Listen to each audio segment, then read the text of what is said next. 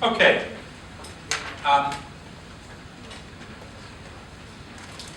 Let me think about making a restart, and I need to talk to you about accounting for derivatives. Give them my level. I hope it's worth it. He says he's going to see his mother. I'm not so sure. Saturday night.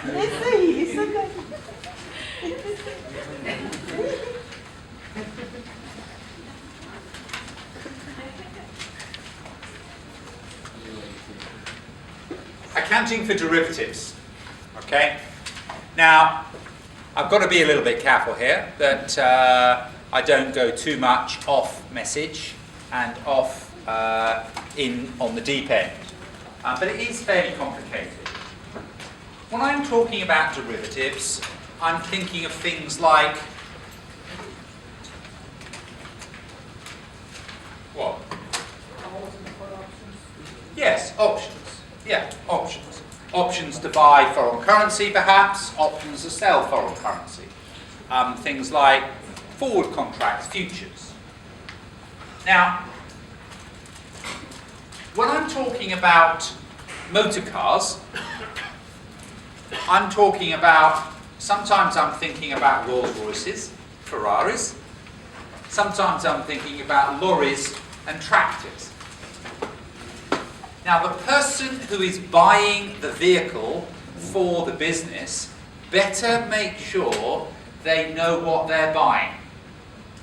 Because if they're buying a fancy car for the chairman, they better buy a nice Rolls Royce or a Ferrari. But if they're buying a forklift truck for the warehouse, the person who is buying the car better make sure they get the right type of forklift truck for the warehouse. Now, as an accountant, it doesn't bother me or interest me what type of vehicle it is. It is simply a vehicle. I need to know it was bought for use within the business, so I need to know its PPE, I need to know the cost of it, I need to know the life of it.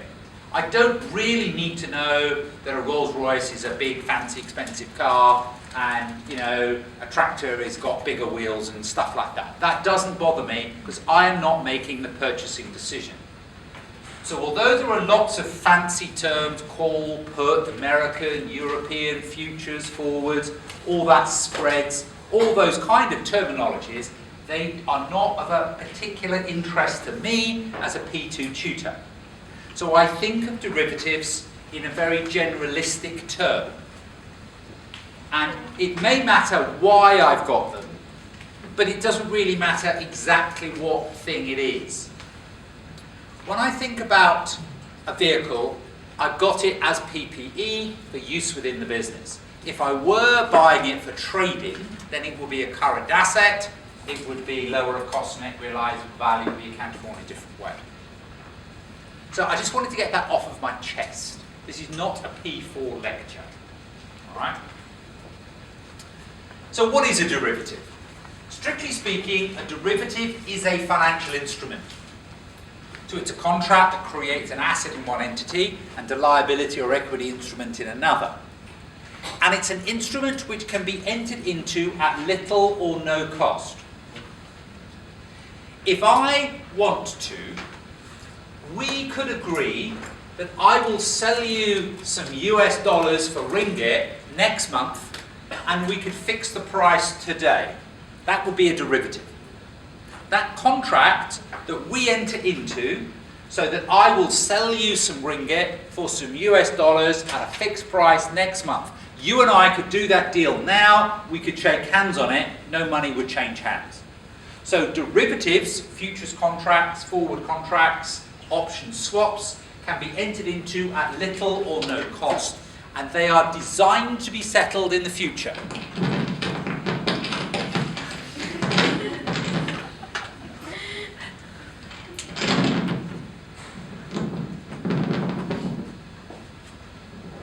But they are called a derivative because they will take on a value, and their value will be derived from the price of the underlying item. So as prices of the dollar change, then the value of the futures contract will change. So accounting for derivatives.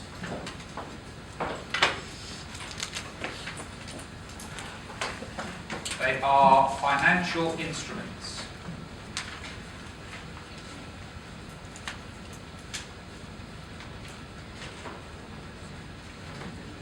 They are entered into at little or no cost.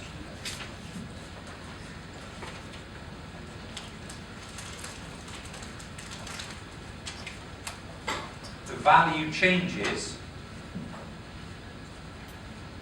in response to the underlying price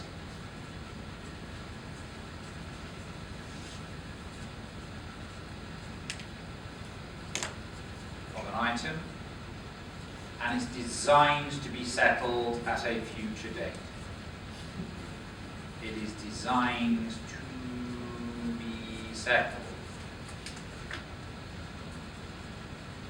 at a future date. So what is a derivative? It's a financial instrument that is entered into at little or no cost, that is designed to be entered into at a future date. So examples will include things like forward contracts, futures contracts, options, swaps. So examples of these types of contracts, which are called derivatives, are forward contracts, and forward contracts often are specific, bespoke. Futures contracts are often generic and tradable. Hey, but look, I'm going down a route I shouldn't go down. Yeah? They're all derivatives. If you have a contract to sell dollars, to sell oil, to sell gold in the future, that is an example of a derivative. Now, there is one exception that I need to flag up. If I enter into a contract in the normal course of business to buy goods every month, that is not a derivative. So I could say to my supplier, I will buy goods from you every month for the next 2 years, and I will pay you $10. Now that, strictly speaking, would not be a derivative, on the basis that I would always buy the goods. So physical delivery would take place. So an exception of, I should just say here perhaps note,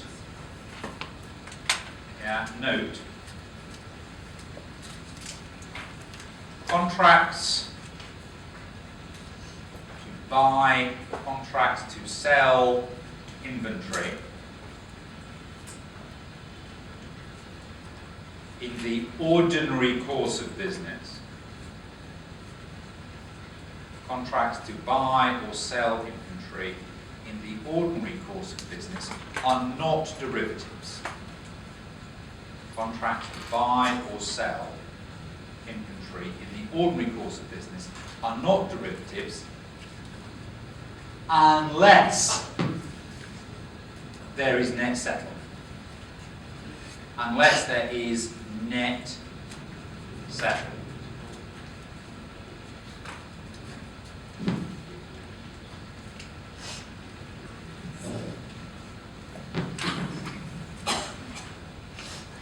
So I fix the price.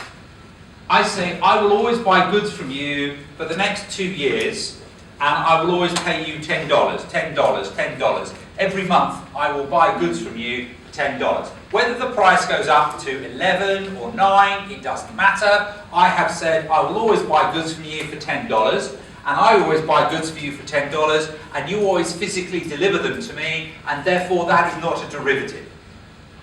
But if we have an agreement, if we have an arrangement where I can sometimes not buy the goods from you, if the price changes, I'm buying the goods for 10, I'm buying the goods for 10. If the price falls to 9, I am contracted to buy the goods for 10. What perhaps I could do is say, I won't buy them this month, but here's $1. Yeah? Because I'm contracted to buy them for 10, and the market price has now fallen to 9, so actually you're worse off. So I could have a net settlement by just paying 1. If you go net settlement route, then it is a derivative, because it's not in the ordinary course of business to start paying money to cancel contracts. So we know what a derivative is. We know what a derivative is. Let's think about accounting for those derivatives. Let's think about accounting for those derivatives. Accounting for derivatives. Cost or fair value? We have a mixed measurement system in life, so there are two potential ways that we could account for derivatives: cost or fair value. Tell me what the cost is of a derivative. What is the cost of a derivative? 0. Yeah? The cost of a derivative is 0. But it has a value which is based on the change in price of the underlying item. If you and I have a contract that I'm going to buy something from you for 100 in a year's time. So we shake hands, could be gold, could be land, could be dollars, could be anything. I'm going to buy something from you for $100 in a year's time. Now that contract has a cost of 0. That is a forward contract. That is a futures contract. That is a derivative. Now next month, the price goes up to 101. The underlying price goes up to 101. I have a contract to buy it for 100. And the price is now 101. What's the value of my derivative? 1. The value of the underlying is 101. Yeah, the gold is worth 101. My contract to buy the gold for 100, when the price has gone up to 101, the contract therefore has a value of 1. I'm laughing. I'm winning. My derivative is an asset. You have a contract to sell me something for 100, which is worth 101. Ooh, how are you feeling? Oh yeah, you're feeling sad. You've got a liability. Because a derivative is a financial instrument. Creates an asset for me, liability for you. Next month the price goes to 102. So my asset is now worth 2. Notice that a 1% change in the value of the gold, a 1% change in the value of the share price, a 1% change in the value of oil, and my derivative has doubled. It's gone from 1 to 2. Oh my God. It's highly geared. It's very, very sexy. I can make a lot of money out of trading in derivatives, or I could lose a lot of money trading in derivatives. If I buy the gold or buy the oil, I've either made 1% or lost 1%. You know what I mean? But if you're buying the derivatives, a small price change is a magnifier. So if I have it at cost, 0, 0, 0, 0, 0, 0, it just doesn't exist.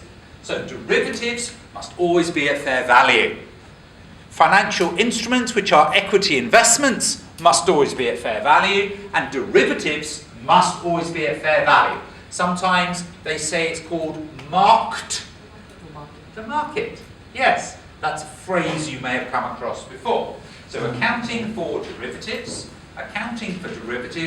always at fair value. Never cost.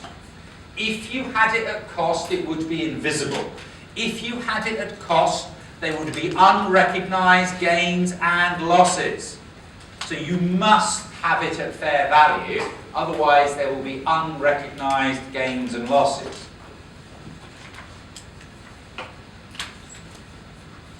Gains and losses. Gains and losses. Here. Gains and losses. Here. Let's have a look at an example. Gains and losses. Here now. Let's have a